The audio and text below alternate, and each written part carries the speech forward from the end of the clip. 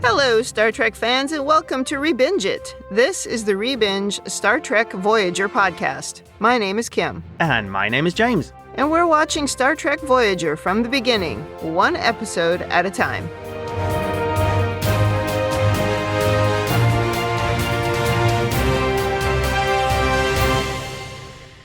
Welcome back to the podcast. Today we are on Season 1, Episode 11, State of Flux. This episode aired April 10th, 1995.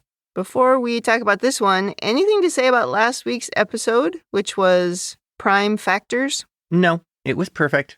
Even if I might have accidentally said neutron in there somewhere instead of neutrinos. You were thinking of the Pointer Sisters. It's okay. Really? Yeah, the neutron dance. Oh, okay, that's a pop culture reference I completely did not get. Wow.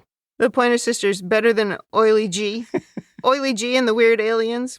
I don't think we talked about in that episode when Harry and that, I don't know what that woman's name was that he was flirting with when they went to the other planet and she was talking about like the sensual winds or something. Did we talk about how stupid that was? I believe we did briefly.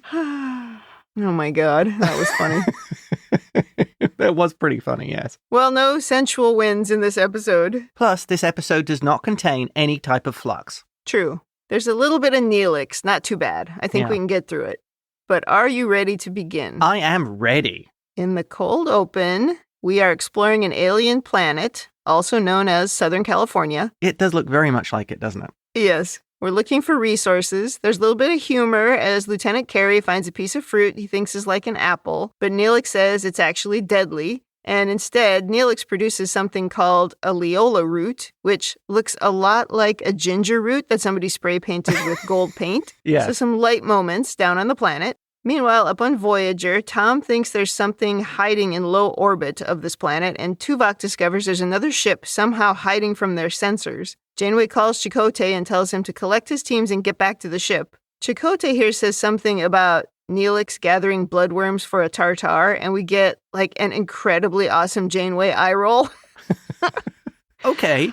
I love it when she rolls her eyes. I mean, this is completely uncool as a leader to do that, but it does make for great TV. I think that both Chakotay and Janeway's reaction to bloodworms is somewhat unfounded. Neelix could probably make some really good black pudding out of these things. Yes, but even black pudding has taken the word blood and turned it into black, which is better, right? If he had said tartar of black worms, that's just not as gross. There's something about using the word blood that I think is a bit gross. This whole scene is meant to be funnier than it is, except for Janeway's eye roll, which is incredible. Yeah, there is that. I would advise people to check out black pudding, a wonderful piece of traditional Yorkshire cuisine. Okay. Which I think will elicit an eye roll from Kim.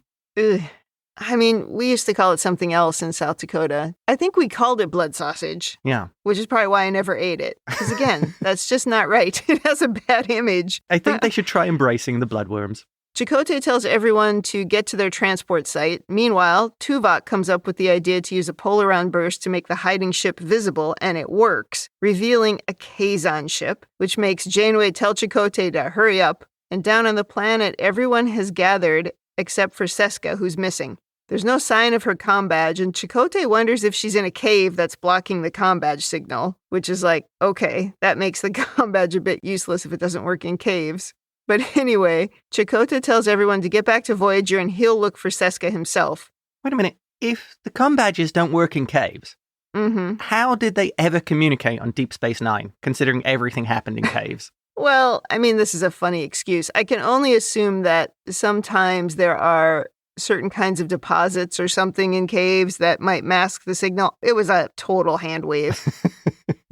Now we have a long scene of Chakotay walking quickly down a gravel path and looking for Seska, and he's using a tricorder. He goes into a cave. Okay, I gotta say that the caves in Voyager have been significantly upgraded over Deep Space Nine. Agreed. I mean, Deep Space Nine, it looked like they'd thrown up some rubber walls and pretending they were in a cave. And it was the same cave every time. Yes, right. Yeah. This looks like a cave. This has some dripping water and the wall textures. It's very impressive. Different colors. Yes. Yeah, it's definitely an upgrade. You can see how they're springing for budget on Voyager. Well, eventually Chakotay hears somebody talking and he sort of hides and he finds that it's some Kazan dudes. Yep. And he ducks around a corner and finds Seska pointing a phaser at him. She claims she was gathering mushrooms by the mouth of the cave when she saw the Kazan. And then those two Kazan dudes appear again, and one manages to shoot Chakotay before they can shoot both of the Kazan. And we cue the theme song. Okay, so let's just go straight into overanalysis. Yeah. Let's talk about away mission protocols. They let people just wander around willy-nilly. Yep. With nobody. Right. Yeah, you need a buddy. Haven't they heard of the buddy system pairing up about regular calling back to make sure that everybody's okay? Yeah. Maybe even having one person with a tricorder scanning everyone all the time to make sure they know where they are. Yeah, because there's a reason why this happens, right, with Seska. Yeah. But the point is later what we find is that she's not the only one who's on her own and her time can't be accounted for. So clearly we are not following any kind of protocol of how to stay in touch with another member of your team. Right. After all this time of exploring strange new worlds, see what I did there? We should really have some kind of process for away teams. Yeah, remember on Deep Space Nine when Molly, Miles' kid, wandered off and wandered into a cave on her own? Yeah. And that led to one of the worst episodes in Star Trek history. I mean, we don't want that to happen. Yes. Oh my gosh. Time's Orphan, by the way, if you're wondering what that episode is, don't watch it. It's terrible. Next thing, and I have to bring this up again. Yeah. Different species, Talaxian, human, Vulcan, would have different toxicities to different plants or fruits. Yeah. Oh, we have to gloss over that, I'm afraid. Neelix says this thing is dangerous. Yeah. It might be fine for humans, in the same way as a tasty kiwi fruit could be like the most dangerous plant to Talaxians. Yeah, hopefully they took some back and really analyzed them. Right. Yeah, I totally agree. Neelix, you don't eat the skin. That's the poisonous bit. But again, it's 46 minutes. We're doing the best we can. We're doing everything we can. I mean, the whole point of that was for humor. It wasn't really for anything else. Yeah. I just have to take it very seriously. I understand. That is your job in this podcast. Well, back to Voyager, and we've managed to get away from the Kazan ship without any further trouble. Chakotay is recovering in his quarters when Seska comes in with a big bowl of mushroom soup, which Chakotay happily digs into. They laugh about how Neelix wanted to stretch the soup with that Leola root. But, I mean, in Neelix's defense, he's trying to be very conservative with their fading resources. Right. So I don't know why we're laughing about this. I have an overanalysis point about that. All right. Seska tells Chakotay about how she distracted Neelix so she could break into the kitchen with some guy named Jackson, who we've never heard of before, and make the soup. Chakotay stops eating as he realizes that she looted the food reserves, taking food from the mouths of their crewmates. Yes. I mean, where did he think it came from? I don't know, Chakotay. Neelix calls just then to report that someone has stolen food from the kitchen. Seska is laughing while this is going on. Yeah. I don't know why Neelix would call Chakotay. Why wouldn't he call Tuvok the security guy? I like Chakotay's change of mood here. Yeah. He goes from sort of very, laughing with Seska and very lighthearted to immediately realizing what's happened. Yeah. He does deliver another great management line. Yeah. Thanks for including me in a criminal conspiracy. Oh, that hurts.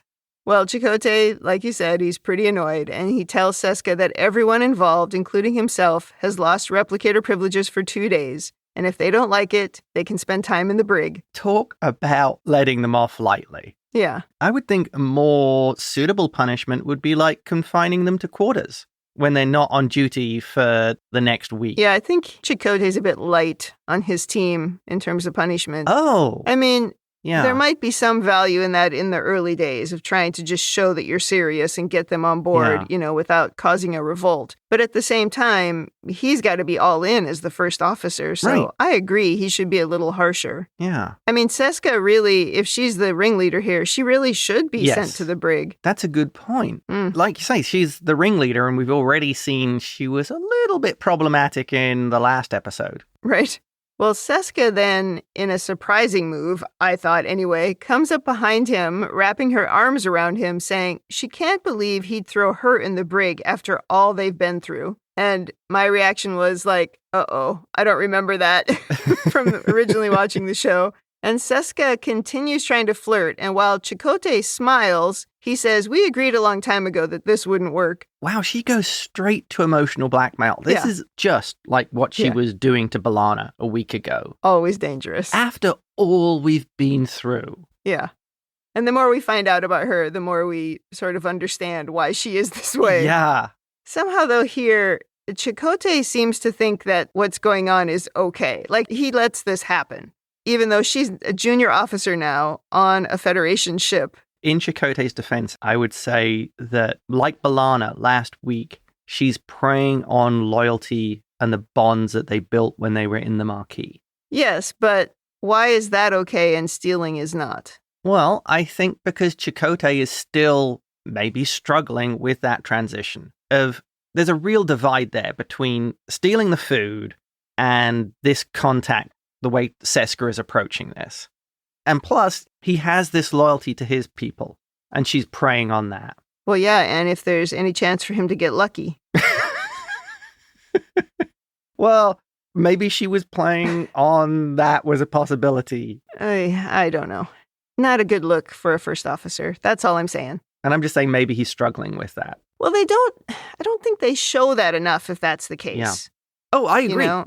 I absolutely agree. I mean, this is my headcanon, this thing, but I think maybe the timing didn't allow for it, or they didn't think that was important in the story. Yeah. The show Chakotay having to come to terms with, I've had this formal relationship with these people, that I've been their captain, but it's been a very different type of command. Now I'm in a very formalized command, and how do I deal with what I feel for these people as my former crewmates and reconcile that with being a Federation officer? Can't remember if you said it on the podcast or just in one of our conversations, but just putting on a uniform doesn't necessarily change your loyalties. It's not quite that simple.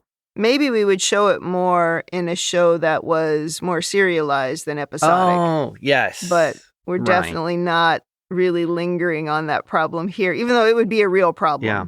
Janeway now calls everyone to the bridge to hear a desperate distress call from the Kazan ship that they saw earlier. Neelix suggests that it's a trap, but Janeway says they'll help if they can. She says this may be an opportunity to make a friend, and we need all the friends we can get. Good point. That is so Federation Starfleet as well.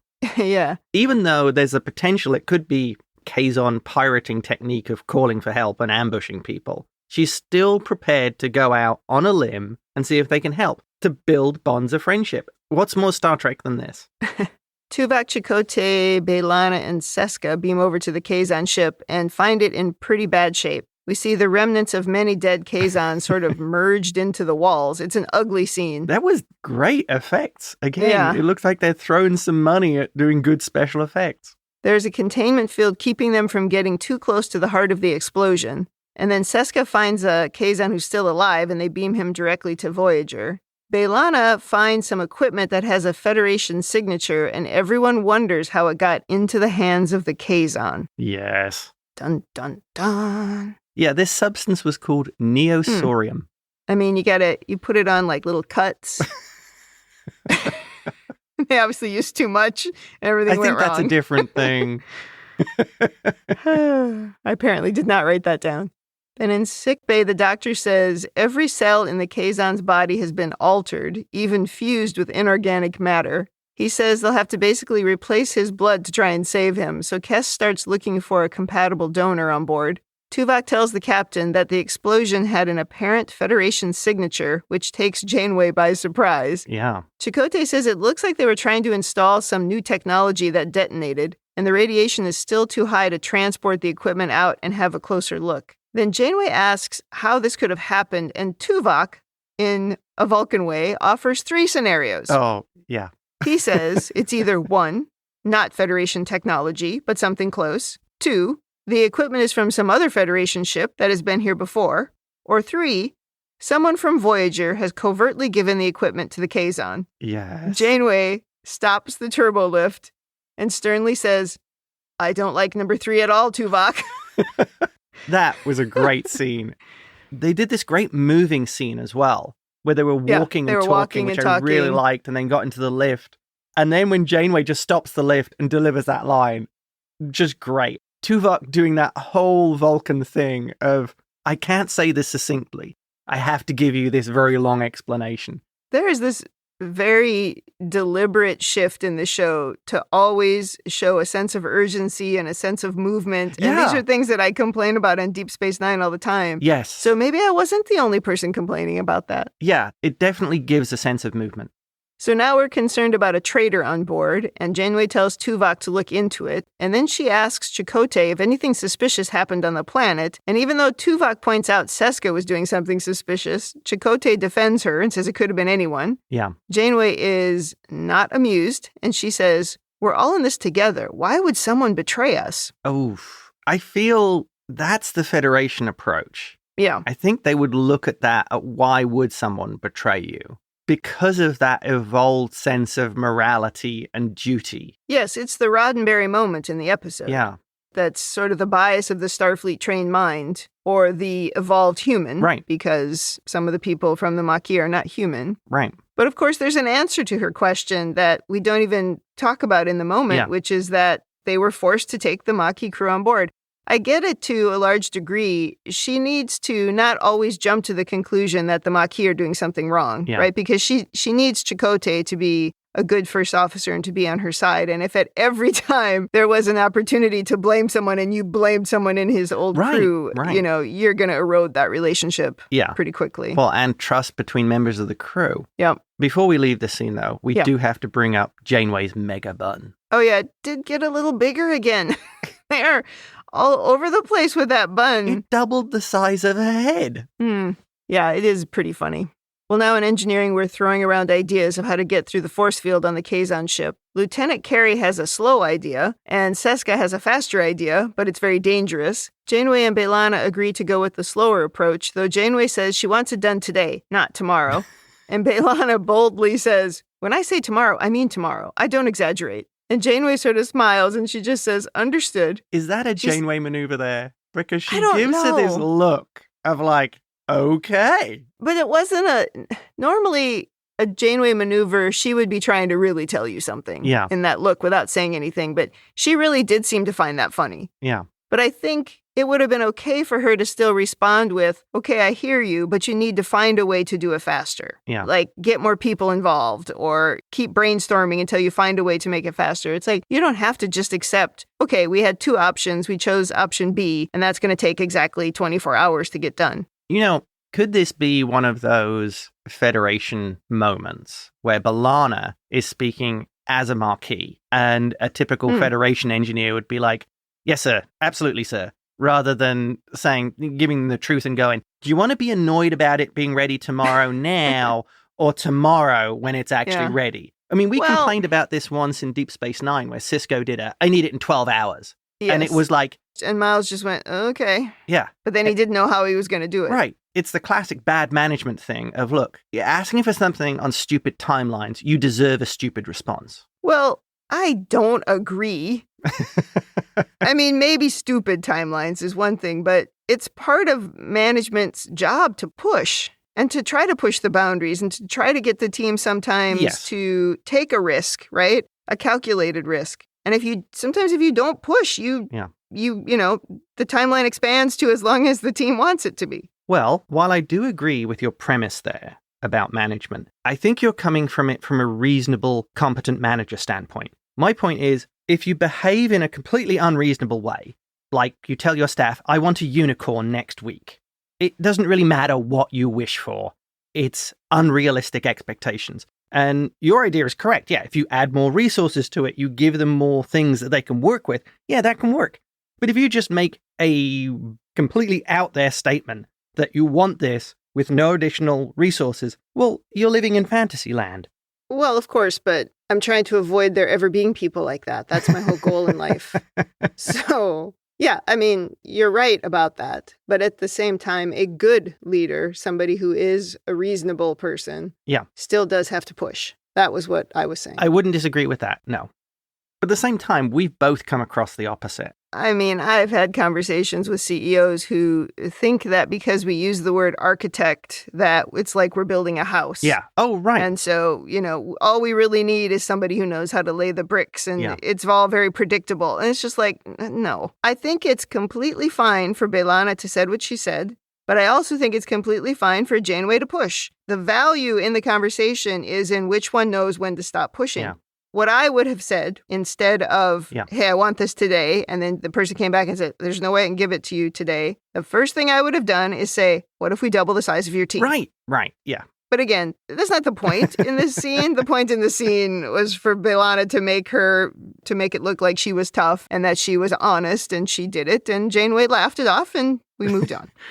Well, everyone gets to work on the task, but Chakotay pulls Seska away, saying she needs to work on the bridge. And this annoys Seska as she wants to be in the action. And Chakotay tells her there's a concern about her proximity to the Kazan on the planet. And Seska is just incensed, and she stomps off. Chakotay, why are you telling somebody who's under investigation they're under investigation? I don't know. That seems like very poor operational procedure. Yeah. I mean, when people ask me, why don't you like Chakotay? This is why. He's not trustworthy. I don't know what in the hell he's doing. I don't know whose side he's on. I don't like it. I think it's because of his loyalty to the Marquis. Yeah. He's got a loyalty to a subset of people instead of to the broader group first. Who he definitely does feel he needs to protect. Yes, and I think Janeway is trying to show that he doesn't need to protect them, but they don't yet have that trust between them. Good point. Well, now in sickbay, Seska enters asking for a report on the Kazan, and Kes says he's not doing well. Seska claims she wants the crazy-haired dude to wake up so that he can clear her name, although this is suspicious, I would say, that she turned up here. Before Seska leaves, Kes asks why there's no blood sample on file for her, and Seska says she just never got around to providing one. She also says her blood can't be used for a transfusion because of a childhood disease that infected it. And then she says she'll provide the sample later because she's really busy right now. It's very suspicious. I'd like to know why the chief medical officer can't override "I'm busy right now" with a "we're doing this now." Well, especially since it would take 5 seconds. And also, if you're so busy, what are you doing here? Right. Well, and the doctor said... I think he's just distracted and he's not suspicious at this point yet. Oh, good point. That part of his program hasn't evolved. Yeah, maybe. Because he's also used to the Starfleet people being Starfleet people. Yeah. Tuvok now has discovered an unauthorized transmission to the Kazan, and the person covered their tracks pretty well, so he and Chakotay are still trying to figure out who it was. Yeah. Paris, meanwhile, calls everyone to the bridge because another Kazan ship is approaching. And meanwhile, there is an unauthorized transport, and it turns out Seska has left the ship and beamed over to the damaged Kazan ship. Yep. Trying her idea. She's decided to go rogue and implement her dangerous warp bubble plan to get the equipment off the Kazan ship rather than wait for B'Elanna and Carey. Yep. Tuvok says she might be trying to cover her tracks, but Chakotay says she's obviously trying to clear her name. Sure. I like the way Tuvok thinks. I do like that he is instantly suspicious of everything. I think that's a good trait in his role. Yes. Harry volunteers to beam her back, but Janeway dramatically says if we try to transport her while she's manipulating subspace, we could kill her. But then we hear Seska scream, and we beam her back anyway, sending her to sickbay. And the Doctor and Kes in this scene run to Seska, which I found very funny because the Janeway hologram in Prodigy would never run. She just beams everywhere. Oh, that's right. Yeah. I guess because it's animated, they don't need any, additional special effects. That costs extra. Seska seems mostly okay, apart from some very bad burns on her hand and face, which, by the way, makes her look more like a Kazan. Oh. Because she's got the sunburn now. Yeah. Then we go to the captain's ready room. Tuvok, Chakotay, and Janeway are grilling Lieutenant Carey pretty rigorously. He thinks B'Elanna must have complained about him, but that's not the case. No. The rogue communication with the Kazan was traced to his workstation in engineering. He vehemently denies it, even throwing suspicion on Seska, but then he backs away from the accusation. Janeway restricts him to quarters anyway, saying he'll have to stay there until they've resolved this mystery, and he leaves. I found this very, very frustrating. Don't the writers have the concept of a login? Yeah, you could log in anywhere. Right. And if somebody is going to all those lengths to hide a transmission and chase it across consoles... Yeah, you wouldn't do it from your main station. Right. Yeah, it doesn't pass the smell test. But I think he's also a little under suspicion because he disappeared on the planet for a while. That's true. Yeah. And if they're doing that, why wouldn't you also confine to quarters the person who you found with the Kazan in a cave? Well, she's confined to sickbay. True, but she wasn't before. This is Chakotay deliberately protecting Seska. Oh, I agree. Yeah. Janeway is ready to throw one of hers under the bus. She is. Whereas Chakotay seems to be, I'll keep on giving you the benefit of the doubt until you stab me in the back. Yeah, and Janeway doesn't tend to think that Lieutenant Carey is guilty. Yeah. Because he has a long Starfleet career, right? But she's still prepared to do it. She is. And she says Seska has spent 2 years as an enemy of the Federation, and Chakotay points out that so has he. But, this again, she could have said in the same moment the thing she said before, which was, but yeah, you went through the academy. Right. It's just different. Yeah, it is different. The other Kazan ship arrives, and they are, of course, as sunburned and unpleasant as expected. Yes. They think Voyager attacked the other ship, but Janeway tries to explain what happened. They agree to beam the Kazan over to see their injured comrade on Voyager. Yeah, and the guy in charge is called Culler. He calls himself the first mage of the Kazan Nistrum, and it's spelled the same way as mage. I think it would have been awesome if they'd said, I'm the first mage of the Kazan Nistrum. Why? What does that mean? Well, because it'd be like a wizard. Oh, yeah, and, they have some pretty colorful outfits, so that would make sense. Exactly. So these are the Kazan Nistrum? Yeah. I didn't write that down, but I should have, because Neelix points out that this is a particularly violent sect of the Kazan. Like the most violent of them. Yeah. And I just keep calling them Kazan, but they're not all the same. Yeah, I think the goal is to show that there may be a sort of more of a tribal society. Yeah, in space. In sickbay, the Kazan are towering over Janeway. Like, they're both a head taller than her. This was a really nice sort of casting choice that they made here. I mean, these guys are huge. Yeah, I agree. The one guy, Culler, he's literally a head taller than Janeway. And Tuvok. Tuvok and Chakotay are not that much taller than Janeway. Yeah. And the costumes as well. Oh, yes. I love the fact that they're embracing the costumes. Yep. And I get this suspicion that they're trying here to go for almost a Klingon-like vibe. Because they're both wearing like sashes, like Worf would do with decorations on them. That's true, yeah. So Klingons with big hair. I do find it interesting, though, that these outfits they're wearing, I think they're like fur-lined. I mean, they look very furry. Yeah, they have furry bits on them, yeah. But they're sunburned because they're out in the sun and the heat all the time. They might be overdressed for their climate. Before you say it, yeah, I bet they do smell terrible. Oh, yeah, I bet they do.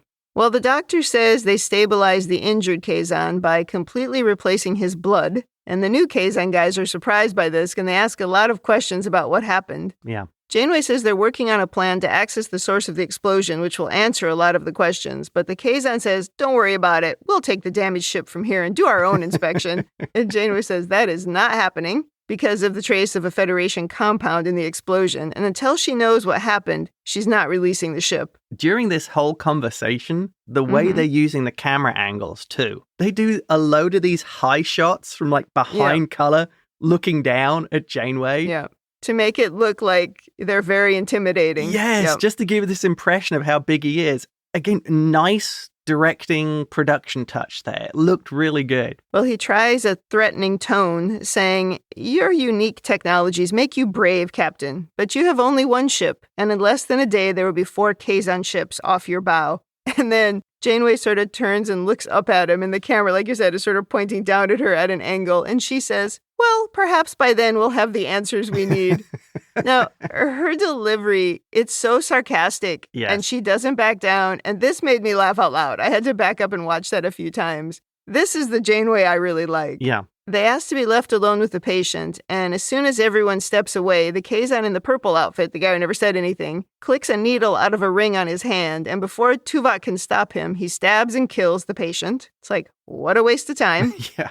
And also, it should teach you that you don't just let enemies beam over to the ship and do whatever the heck they want. Yeah.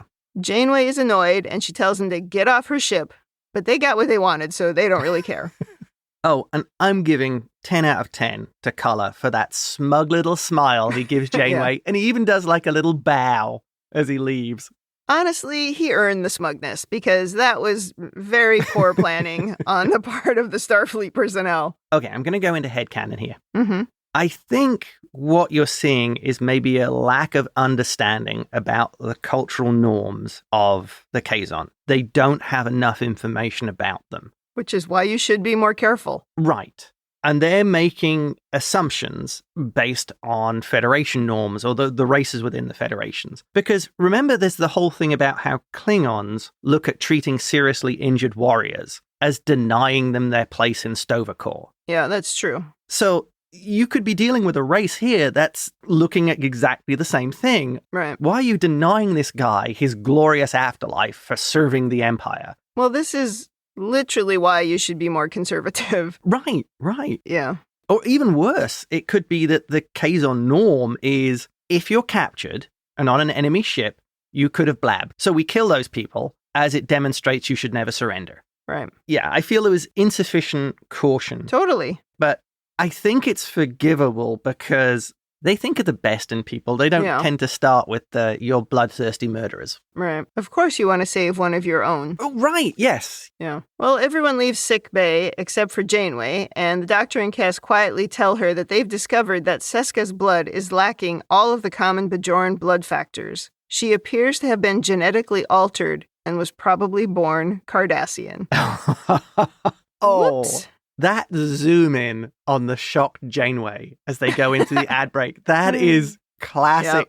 I did like how they were bringing something into Voyager that we'd seen repeated on Deep Space Nine. And did we see it on the original? Did we see it in TNG with hidden Cardassians? Well, we had a hidden Klingon on TOS. Yeah. I'm sure we had somebody hidden on TNG. I don't remember. It's been too long. Because on Deep Space Nine, we had two instances of it. Mm-hmm. There was Tekani Gamore's daughter, Alana, who was modified to be an undercover agent on Bajor, and Mars's old crewmate Boone, who were a modified Cardassian. From Dallas.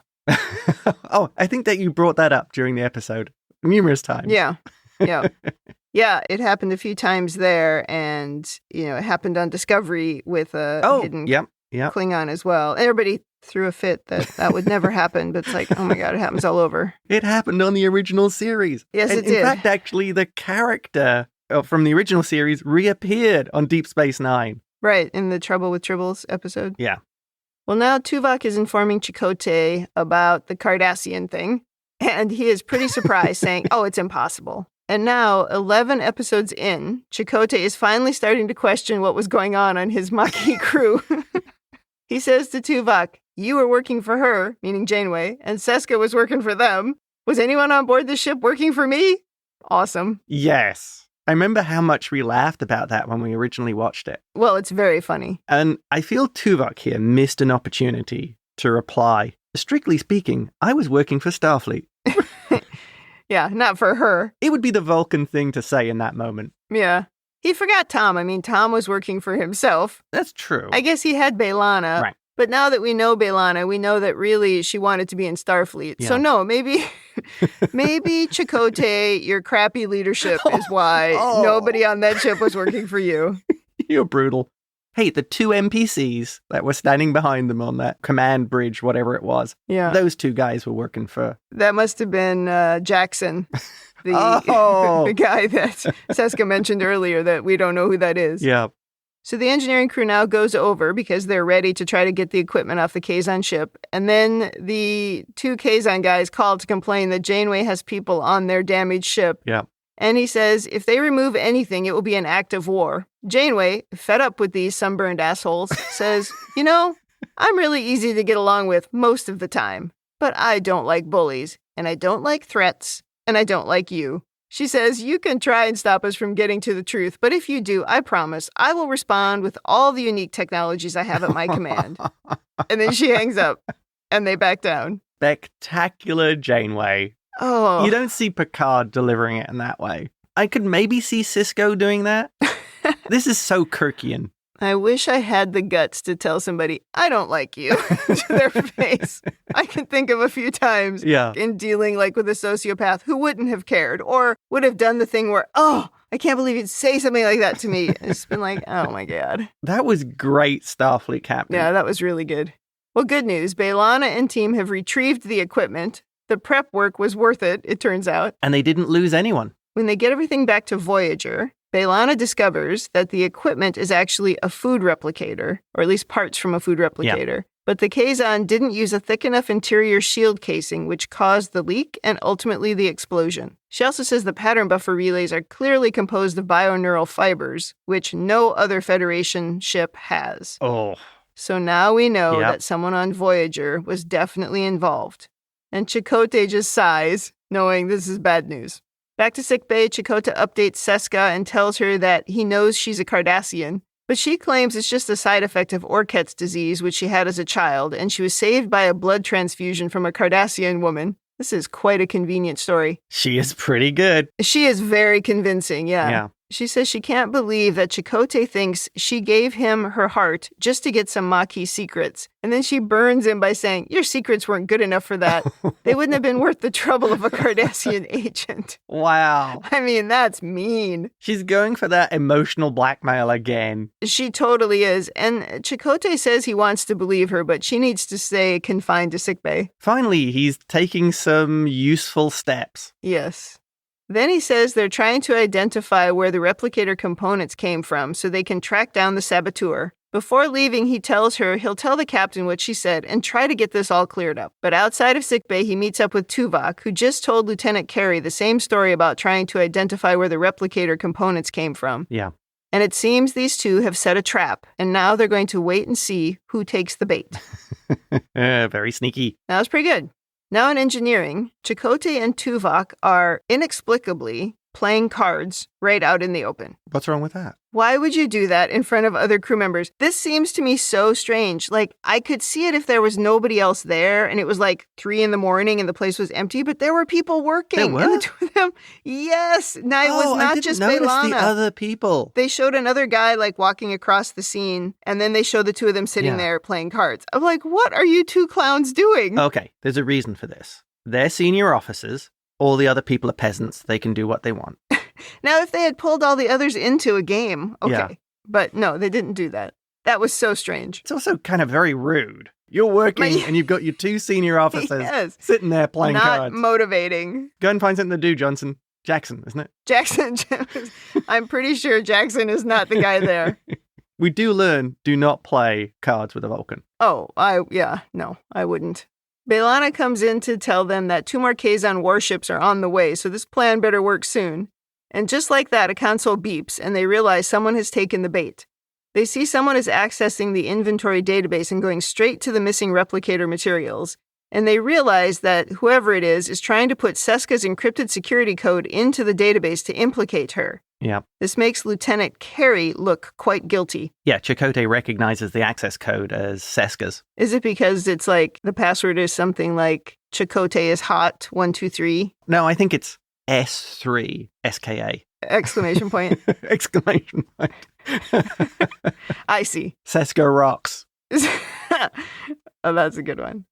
Chakotay now goes to sickbay where Seska is still supposedly resting in the dark. He tells her that he knows she did it. He knows she's the one who put the evidence in the database, entering her own code to make it look like someone else was doing it. Yes. And also they were able to trace the sabotage back to a console in sickbay, so there's just no use in arguing. Right. And then the lights dramatically turn on and the door opens with Janeway and security entering. Chakotay doesn't understand why Seska did what she did. She claims she did it for Chakotay and the crew. She says we're alone out here because of the incomprehensible decision of a Federation captain who destroyed their only chance to go home. You can see here, she is Cardassian at heart. Yes, the venom is out. Yeah. She says if this had been a Cardassian ship, we'd have been home by now, which is so rich knowing how completely mismanaged the Cardassian ships were. Oh, yeah. And how terrible all the gulls were.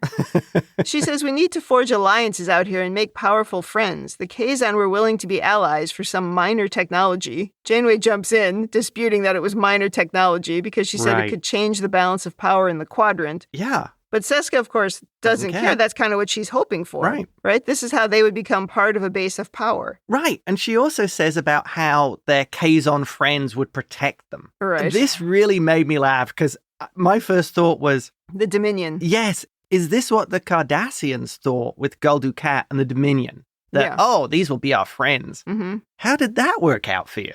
Yeah, that seemed like a normal part of their culture to try to form alliances to be stronger. But if you do it too quickly, you just end up dead.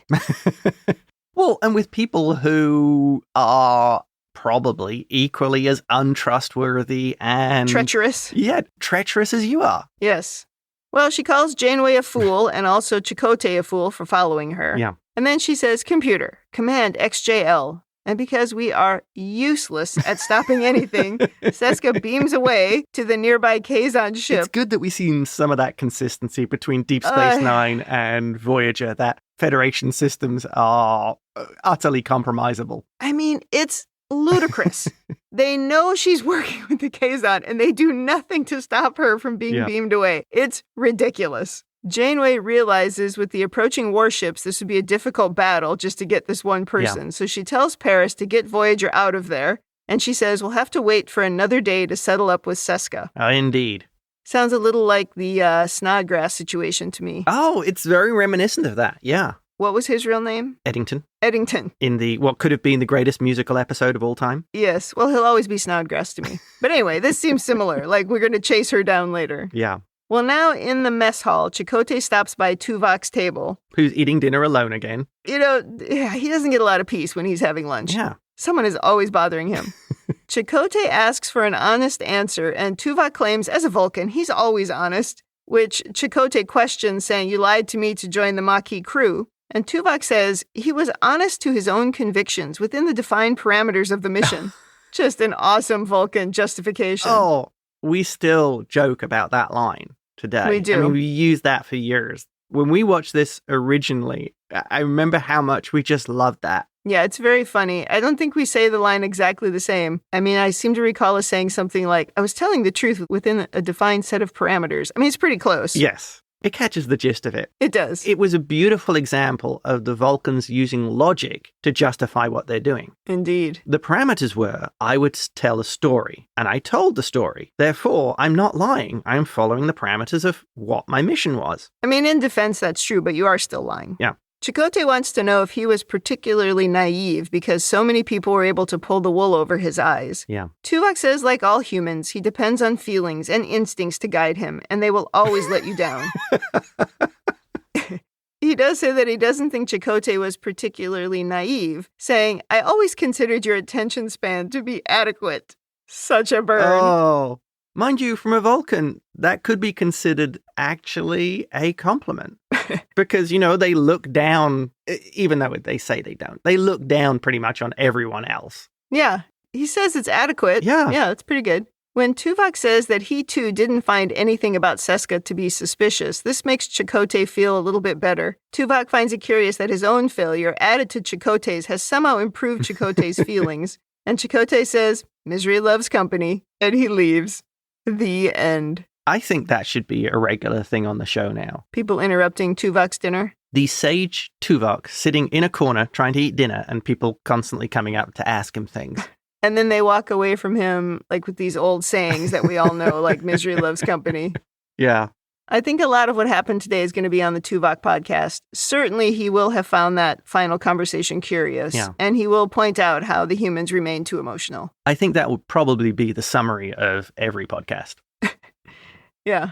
I think it would be really difficult for him to understand why his failing made somebody else feel better. Yeah. I could see that really being confusing. Well, I'm not sure, because maybe another way to describe it, maybe it's actually just the language used. You could explain to Tuvok as being unable to determine Seska was a traitor, shows that Seska was very efficient in her role, and that both of us underestimated how well she could do that role. Right. Therefore, it's a learning experience for us. And explain it sort of in that way. And Tuvok maybe will go, oh, okay. It then becomes a team effort of both of us have something to achieve. But I'm sure he will say, I beat Commander Chakotay for the 7,000th time at Jin today. Maybe it's just Tuvok reading the news like that. Yeah, that will be his lead off. Humans cannot play Jin. Hopefully he also says, I failed in my duty as a security officer twice. Once when the sunburned guy just offed a person right in front of me. Yeah. And then when the saboteur got away and I did nothing. And failing to detect the saboteur in the first place. Yes. Or the stuff missing from inventory. Yes. Or the fact that somebody was using faked credentials, logging into the systems. He's got a lot of stuff to reflect on. He needs a retrospective. Yeah, his annual review with Janeway is not going to be good. Not so far. Okay, do you have some over-analysis today? Yes, and let's start off with Seska beaming over to the other ship. Do you think she was trying to sabotage it during retrieval? Maybe cause the warp field to fail and totally destroy the equipment to hide it? To damage it so you'd be unable to see that it was Federation tech? Well... Or alternatively, do you think she was trying to retrieve it to throw suspicion onto someone else, saying, look, I'm such a team player, I can't be the traitor. It's Carey. I assume she was trying to cover her tracks and somehow get rid of the Federation signature or the Federation components. Yeah. I don't know how she would have done that, but she must have had a plan. I mean, she could have just shot him with her phaser and destroyed them. Oh, true. So yeah, I think that's what she was trying to do. Yep. I wasn't sure. I think it could have gone either way. Well, it wasn't clear on purpose because they still wanted you to think maybe she was innocent. That's true. Yeah. Next thing, I love Seska just being so Cardassian at the end. Showing that wonderful level of sort of the Cardassian arrogance. Yeah, I agree. I'd forgotten that that's what we learned about her. Next thing, I'm going to assume that Chakotay interrupted Seska in the cave, transferring the technology. So the problem is they didn't get like the full implementation schematics or the full installation guide. So instead of waiting and doing the smart thing, they just tried plugging it in and blew themselves up. I think it's legitimate to assume that. I had assumed we were supposed to really understand from this that like Seska thought it was minor technology or whatever she called it. Yeah.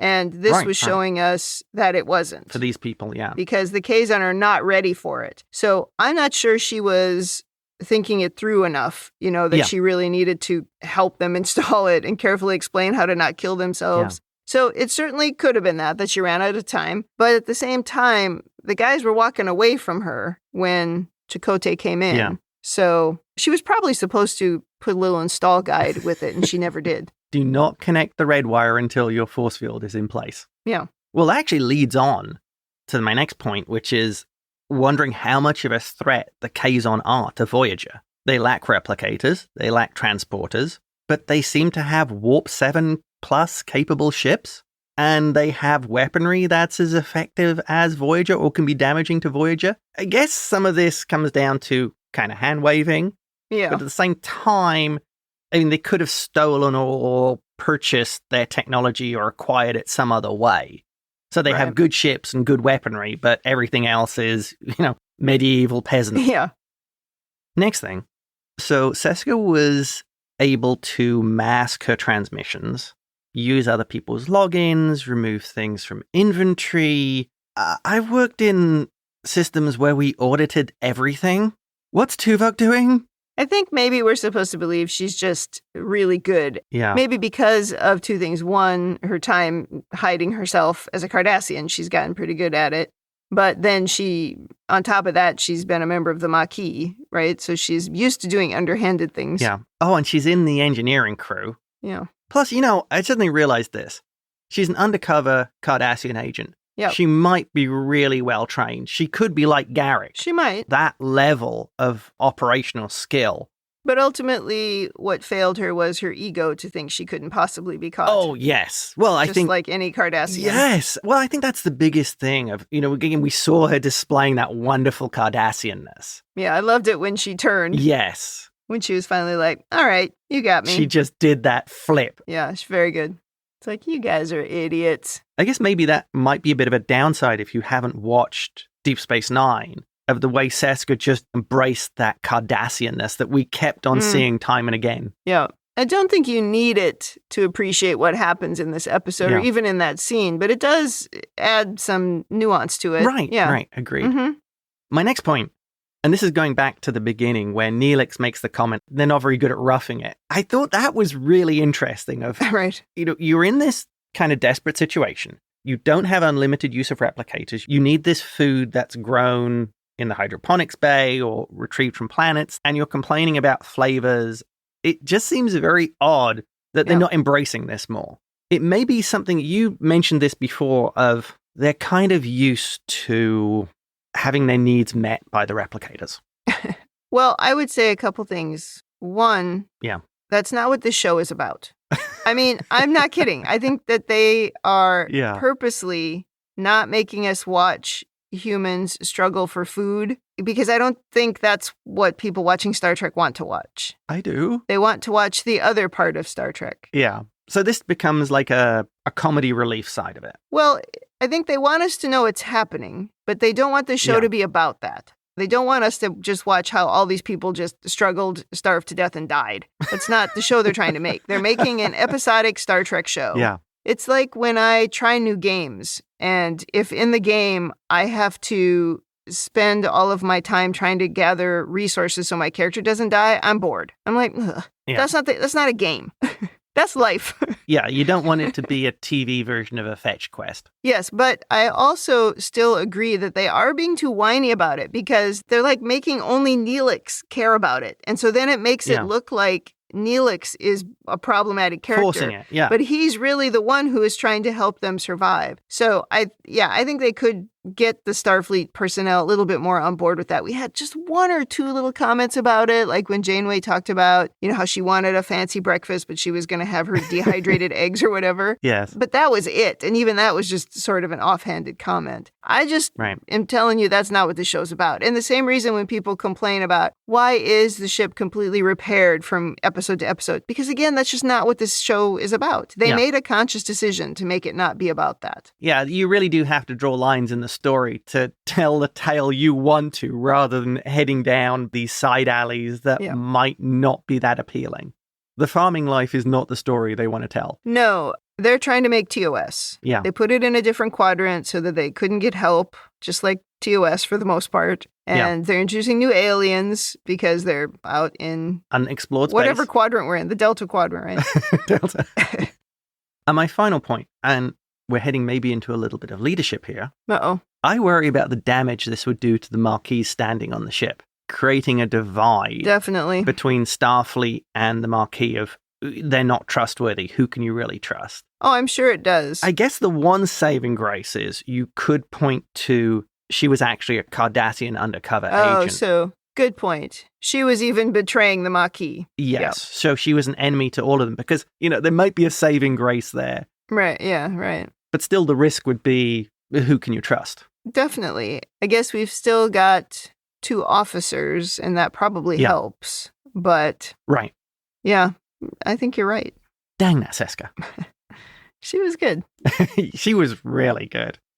Well, that ramps up the overanalysis, but I have one other thing I want to bring up as an idea for the show. Okay. Something I wish they'd done.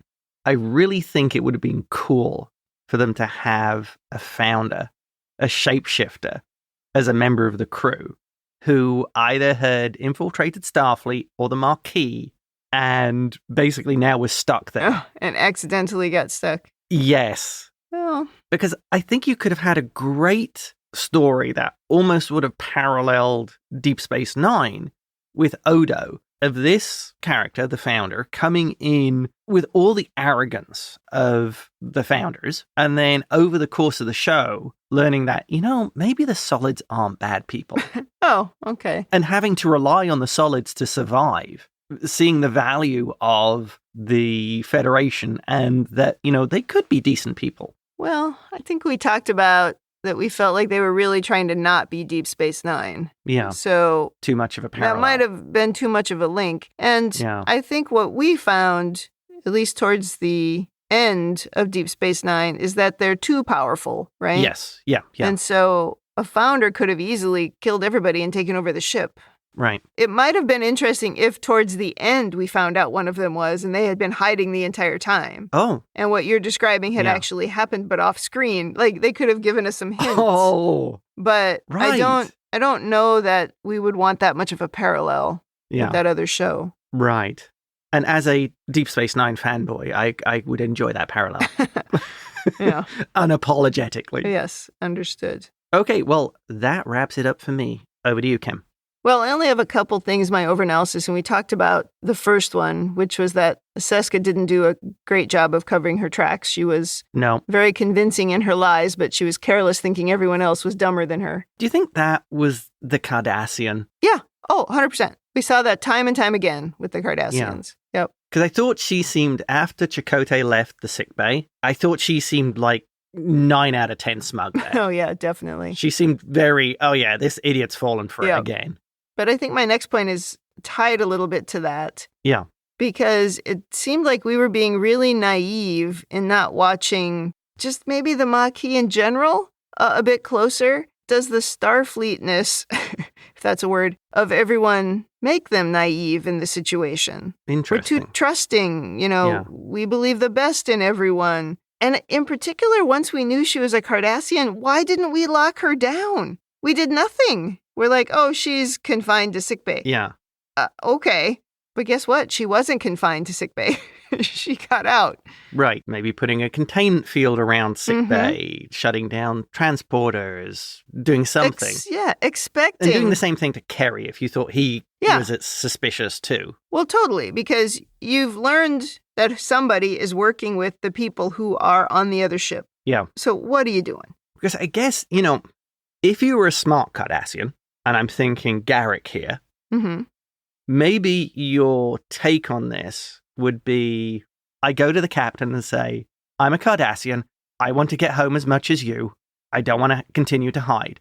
I'll do whatever it takes to get us home, and then you drop me off at Cardassia and we're all good. Yes. You know what I mean? Yeah. Rather than doing what she was doing. But I guess if, it's that arrogance thing again. I guess that was part of the reason why Garrick was such a different character, because he didn't have that, you're all morons, I'm the smartest one on this ship. Yep. Well, that was my only other overanalysis point. So There's a good one. I will go to women in the future. Very happy with a female villain. Love it. She was villainous as well. She was. Didn't love the introduction of the out of the blue Chakotay Seska love relationship. Ridiculous. Didn't love that. I do recall in the promo for ReBinge Voyager, you pointing out that you were going to unship Chakotay with everyone they tried to ship him with. Yes. Here's the first example. We've got there already. Number one. I mean, I don't have a problem, I guess, with the lack of chemistry or whatever between the two characters. Yeah. I just think it's gross when somebody who is on the org chart below you, you're having a relationship with them. It's questionable. So I don't have a lot for women in the future this week. I mean, we did have that great moment with Janeway being super sarcastic to the tall Kazan, but I mean, that's just Janeway. Yeah. That's classic. Oh, yeah. If we go to the Janeway leadership corner, I thought Janeway's handling of B'Elanna was pretty good. Yeah. And I think B'Elanna has really turned into a great member of the team now. So I think, whatever she's doing with B'Elanna is working. Yeah. I thought that was pretty good.